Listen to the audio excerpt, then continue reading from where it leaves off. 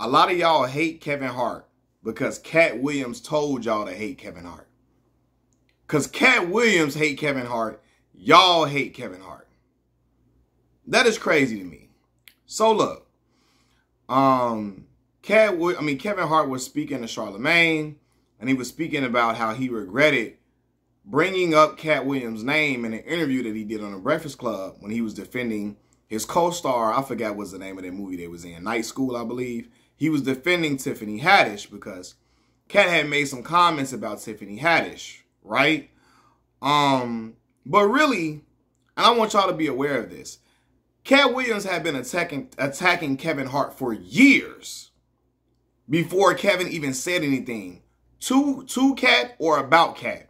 Katt had just been throwing shots at Kevin over and over again, right? And this is me as a fan of Katt Williams' comedy. As a fan, and I think I always thought Katt was funnier than Kevin Hart. But I'm just telling y'all the real. I can't sugarcoat stuff on this channel. Now, them last couple of specials from Katt they've been terrible. They've been abysmal. The last 2 to 3 specials have not been good at all to me, right? But I still think Katt is a really funny dude. He's hilarious, and I think that's shown in the earlier work of his. Now, unpopular opinion. Do I think Kevin Hart is super funny? No, but I think those first couple of stand-ups, them first 2 stand-ups from him, I believe they were really funny. The ones where he talked about him not being a fighter and talked about his family and all of that, I thought those were funny, right? But I'm going to say this, man. Like, the way people, the fans, attack Kevin, you would think Kevin Hart was the most vile individual around. Katt was attacking Kevin for years. And Kevin said nothing. And he was attacking Kevin because he felt like Kevin had writers. I believe it's because he felt like Kevin was occupying a space in Hollywood that he himself, Katt, wanted to occupy. A lot of y'all gonna get mad at that take. Y'all gonna be upset. But I gotta tell it how it is, fam. I believe Katt was upset. He felt like Kevin got writers, and he felt like, oh man, he the only one in all these movies and all this and all of that. He got to be gatekeeping, doing something behind the scenes when he didn't have no proof of that. But he felt like, oh, he gatekeeping. Because I feel like, because before Kevin got into his time of prominence, having his moment of prominence, Katt was the go-to dude for the movies. He was the guy. Katt never got to Kevin Hart's level of Hollywood. He never did, right? And some of y'all I know gonna argue, oh, Kevin was doing that funny style stuff. I have no proof of none of that, right? But yeah, Katt was never in movies with The Rock and like Jack Black and all these other individuals. Kevin got to another level of popularity across the masses, like white folk and white people homes and all of that. White people found Katt Williams funny, but Kevin has more of a comedy style that's palatable to different audiences outside of just black folks and hood black folks, and you know what I mean, like the street, from the street community, from the streets, more than just the streets. I'm gonna say this: Kevin's comedy style, like I said, is palatable to more than just a street audience, than a hood audience. You know what I mean? And so, because of the way his comedy style is, it can be quirky, it can be corny sometimes, or some people feel like a lot of times, right? It can cross a lot of different demographics that Katt's comedy can't. Katt's comedy is very raunchy. It's very hood. It's very, he says salacious things that you be like, oh, wait a minute. Well, that's a little, he can go to places where Kevin won't go. Kevin has a cleaner style of comedy, more generally accepted style of comedy than Katt. And that's why I believe Kevin got to those certain heights. And I believe because Kevin is a person who, that's why Kevin got to those heights. And I believe Kevin is a person who probably is easier to get along with than Katt. Being real with y'all. To me, as a young man who's been, I'm from the hoods of Chicago, Illinois, South Side Chicago. I've ran across so many different personalities in my life. I've ran across personalities like Katt Williams. Although Katt is funny, he's hardworking, he's authentic to himself. Sometimes individuals with a personality like Katt, they can be hard to mesh with at times because they have, they so strong, bullheaded in certain areas and certain whatever, right? But yeah, I believe that Katt's whole purpose for even attacking Kevin was due to the fact that he felt like, oh, this dude got writers and all of this, and he's up in a Hollywood world. He's up at a level that I didn't reach and I should have reached because I'm funnier than him, and he is funnier than Kevin. But again, his style is not palatable. That's like when I tell when we talk about Super Bowl performances, right? Sexy Red, that's not a palatable artist. Like, that's not an artist that would be palatable for all crowds. Hell no. Right? But somebody like a Drake, he's palatable for a lot of different people. You know, Kendrick Lamar is palatable to a lot of different crowds. And you know what I mean? So, not saying that Kendrick on no sucker time, because Kendrick talk conscious stuff, but a lot of his radio hits aren't so, like, non-family friendly. Well, you be like, I don't know about that one. Like, Sexy Red stuff is like, yo, Trick Daddy joints, like, you know what I'm saying? He can't perform Nan at the Super Bowl. You know what I mean? So stuff like that. I'm trying to make that point, right? And so I believe because Katt felt like, yo, this dude is at a level that I was supposed to reach, and they giving it to him, and he ain't funnier than me, I feel like he felt the way about that. He wanted to be in that space. When I say he was jealous of, I believe he was jealous of Kevin's success. Not that Katt wasn't successful, because he sells out arenas and all of that. He does, without question. And he does, but he never got to that tier of, that top tier of Hollywood. He never got to them bags that Kevin gets to. Kevin got like a shoe, I think, with Nike. You think Katt would turn it down? And I know y'all want to act like Katt is too real for everything. Oh, I'm real. He too real of a... No, bro.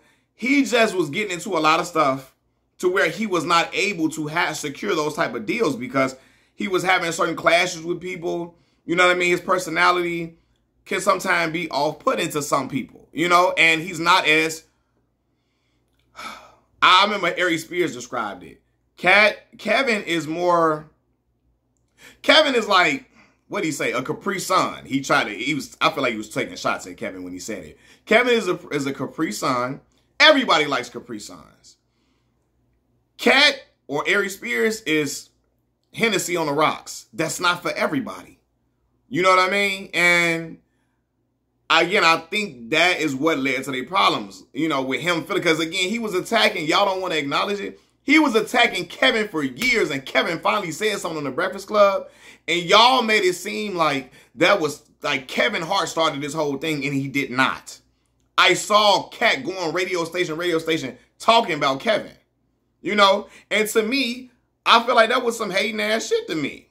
You know what I mean? Like, and y'all might feel different, but whether he got writers or not, he got writers. Well, man, go ahead and cook him in the comedy world like you can. And I guess, you know, and get to them bags. But like I don't know, it just felt like he just didn't like him. Like, so, and he didn't like the fact that he got to a level that I believe Katt himself wanted to get to, right? And so people be like, well, look at Kevin Hart's meteoric rise out of nowhere. He got in the Soul Plane and he just got on. I think Kevin, and correct me if I'm wrong, might have had like 6 movie credits before he even did Soul Plane, right? Because Paper Soldiers was even before Soul Plane, right? And then after Soul Plane, it took him years. Like, I remember Soul Plane came out in like 2004, 05, 04, something like that. That stand-up that they really got him to a level of prominence. I didn't even know he was a comedian, right? That stand-up that they really kind of got him on fire, that dropped in like 09. From 04 to, it took like 5 years for him to get to a certain even level for people to even start paying attention to him. They act like his rise was overnight. Like, oh, he's a plant. To me, y'all correct me if I'm wrong, I'm younger. I believe Eddie Murphy's rise and ascension in comedy was quicker than Kevin Hart's. And yeah, Matter of fact, Tony Baker said that. Eddie Murphy's rise was quicker than Kevin's. Now, I'm not comparing the comedy style of Kevin Hart and Eddie Murphy. Like, yes, Eddie Murphy was in his prime was funnier than Kevin, for sure. Eddie was one of the funniest dudes in the world at that time. But it's like his joints was super meteoric. His rise was real meteoric. And some would be like, he was just that funny. But nobody calls Eddie an industry plant is what he's saying. You know what I mean? And I've seen, even in the comment section, people like acting. I seen a girl say, yo, Katt Williams is funnier than Kevin, and he's a nicer person. What have y'all got to point to Kevin Hart being a bad person outside of cheating on his wife, which a lot of y'all favorites do? What can you point to him to say he's a bad person? If anything, I can argue y'all feelings gonna get hurt when I say that. We have proof of Carlos Miller's baby mama, I forgot her name, talking about, hold on, let me see. We gonna do this right now. What is that girl name? We gonna do this right now. Carlos Miller's baby mother. We gonna do this right now.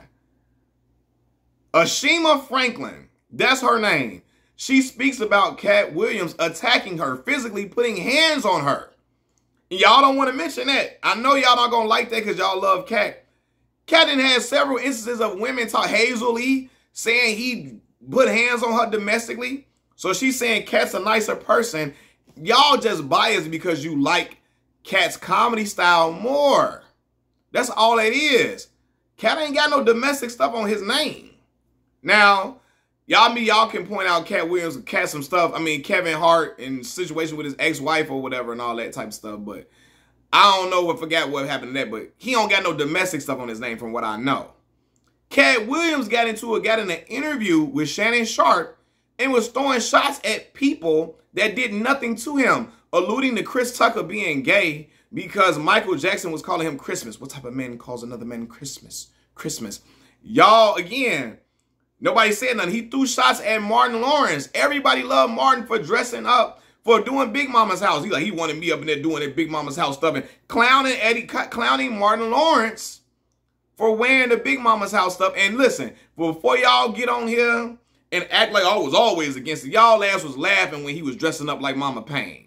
And y'all was laughing y'all ass off when y'all saw the clumps. Eddie Murphy was throwing them dresses and stuff on. Now, would I do it? No, I would not. I would not put on a dress or no makeup and nothing like that either. But I think now in this time, we kind of like have a revisionist history about things. You know what I mean? But yeah, even in the interview, he throwing shots at Eddie Murphy. Eddie Murphy didn't do, I mean, not Eddie Murphy, Martin Lawrence. Martin Lawrence didn't do nothing to him. Chris Tucker ain't do nothing to him. Right? But he throwing shots at him. It's like Jonathan Majors didn't do nothing to him. He calling Jonathan Majors ugly, all type of stuff. He didn't do nothing to him. Right? But this girl says, I believe Katt's a nicer person. Really? And again, Katt is a hilarious comedian. We saw him get into a fight with a little boy, right? Katt is unhinged with a lot of the stuff he does and how he comes across. I can tell an unhinged person. I grew up around, in Southside Chicago, I grew up around unhinged people in the neighborhoods I come from. I grew up around, y'all, a lot of people want to take Katt's side because black folks in general, we like a salacious style of comedy. You know what I mean? For most of our comedians we love are really raunchy, salacious, like Bernie Mac, my Chicago brother, raunchy, salacious, funny as hell. We like that style of comedy better, for the most part, outside like a Dave Chappelle or something like that. But for the most part, we like comedians to be, you know, N-word-ish. We like that. That's the type of stuff we grew up around. And Kevin doesn't have that, even though he's from Philly, he don't come across like that in his comedy style. It's more his style is more palatable to a wider, to a bigger audience, you know, more of a mainstream audience. And I believe Katt is upset that Kevin is occupying spaces he really wanted to occupy. Don't let Katt tell y'all, oh, I'm too rare. I didn't never want to do that. Yes, he did.